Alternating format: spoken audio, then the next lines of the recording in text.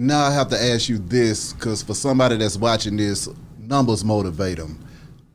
By owning instead of being a work for hire or just selling out, how much money are you missing out on by not owning your content going into these rooms? Okay. I always use this example. I created R&B Divas. When I say I created, I cast it. I brought the women together. My husband and I paid for the sizzle reel, all of that, right? I got paid as a producer and I got paid as a talent. Same amount pretty much everybody else got paid. Got a little bump more because I produced it, created it, right? I co-owned From the Bottom Up that I created for BET with Shakim and Latifah. Okay. Now, R&B Divas saw millions of viewers a week, became a legendary, hugely successful show. That's correct. But I was pretty much a work for hire. It went away, the check went away. From the Bottom Up, I was a co-owner. I got 50% of everything that came in on it. And anything as it streams, when it goes to streaming platforms, we was talking earlier about the YouTube, we own that content. We co-own that content, which means we can get advertising dollars. We can get, so long and short is I was able to start really working towards generational wealth until this lawsuit came along. When I did R&B Divas, because From the Bottom Up, because I co-owned it. So co-ownership means you get 50%. So let's just take this particular case that I'm talking about, right? So there's a statement on video of the head of Star saying they gave Katori Hall $100 million for P-Valley. He's the head of the network, and he's on video saying, hey, we gave Katori Hall $100 million to do P-Valley. Nobody's ever done that. I'm not lying. That's what I watched. That's what I saw. God. So if they gave her $100 million, I don't know how much money they got back from it or expected to get, but if you pay somebody $100 million, let me just ask you, what would you expect to see in return? I mean, if I gave you 100, I'd at least like to get 500 back. Yeah, at least 500? Yeah. So everybody can agree at least 300 to 500? Yeah, 300 to 500. Okay, so as a co-owner, if you got 500, I get 220, 235.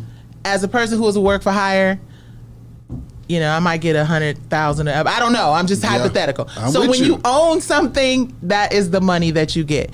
People look at these overall deals. Basically, what an overall deal is with a network, I think, word on the curb, I don't know for sure, but I think 50 got one. They gave Katoria an overall deal. That means everything that you create in that deal, when you leave, it stays. That's a first look deal. Well, some people think it's good if they're offering you $100 million. Okay, yeah, for $100 million, I give you everything. But if I'm offering you $100 million, yeah.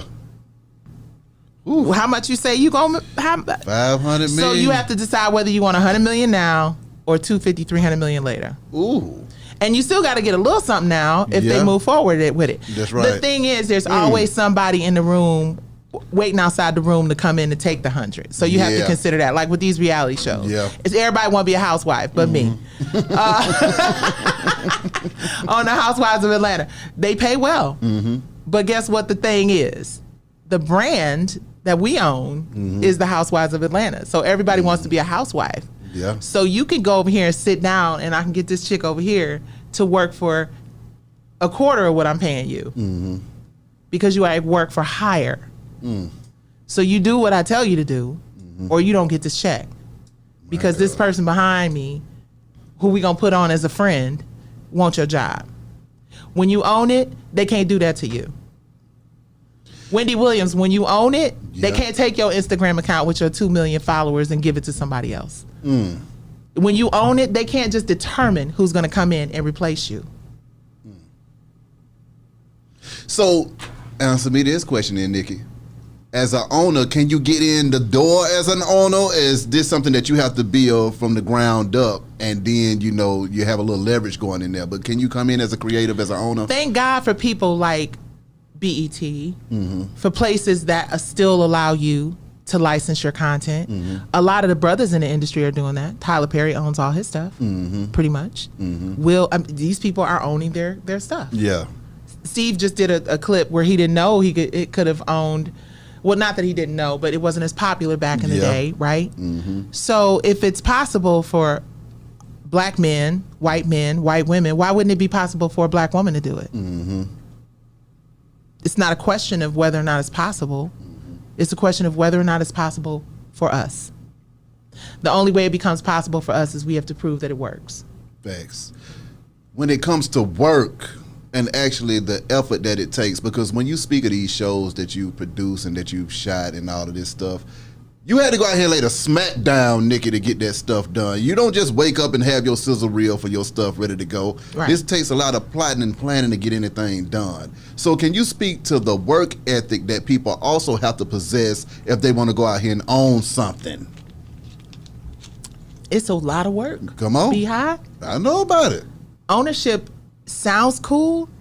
They see you getting out of the truck with your briefcase. They're like, hey, there she go.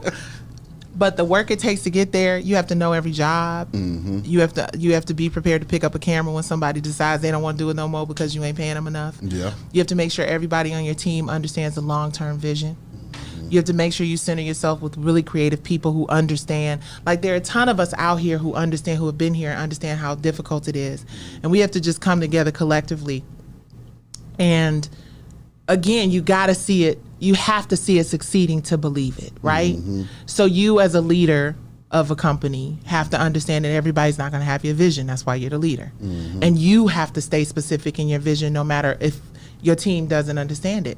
And just like the big boys say, oh, you don't want to do this and you think X, Y, Z, A, B, and C, there are so many young kids out there who are willing and ready and prepared, and you have to find them. You have to do the work. It's funny, Christine Beatty said it in From the Bottom Up, and it just sticks with me. You have to do the work. There is no easy way to get to it, but let me tell you what the math is. The math is, like you said, my goal is to get 1 million Black women to understand the importance of a network that is for us, that is by us, that helps to heal our community with better stories and better narratives and addressing mental health and all that. And all I want those 1 million women to do is pay $30 a year.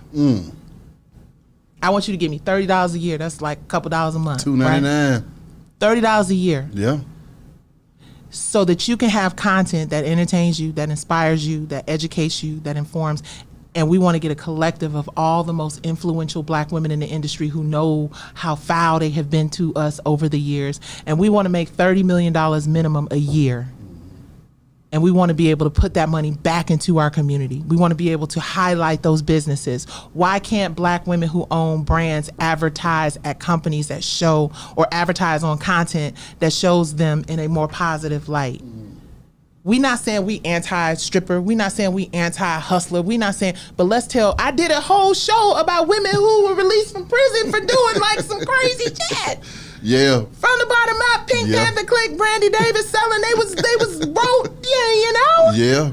So we're not trying to sugarcoat the realities of what we're going through. We want to give people alternatives and give solutions and action items.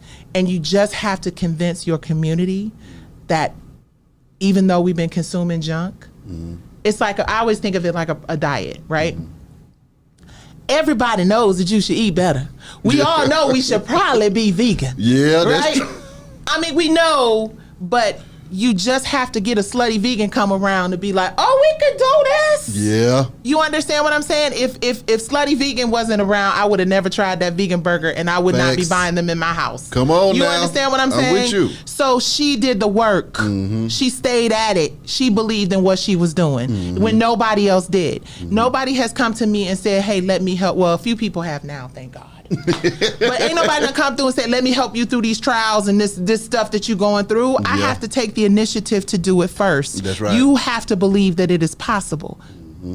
Period. There's no magic. You can't go to this place down the street, up the road, 2 doors down, and find somebody who understands your shit like you do. Come on. Nobody's going to do the work that you're going to be willing and prepared to do. But that is the reason why when you get that word or that term leader, you've earned it. I got war stripes all over my spirit and some on my body. Well,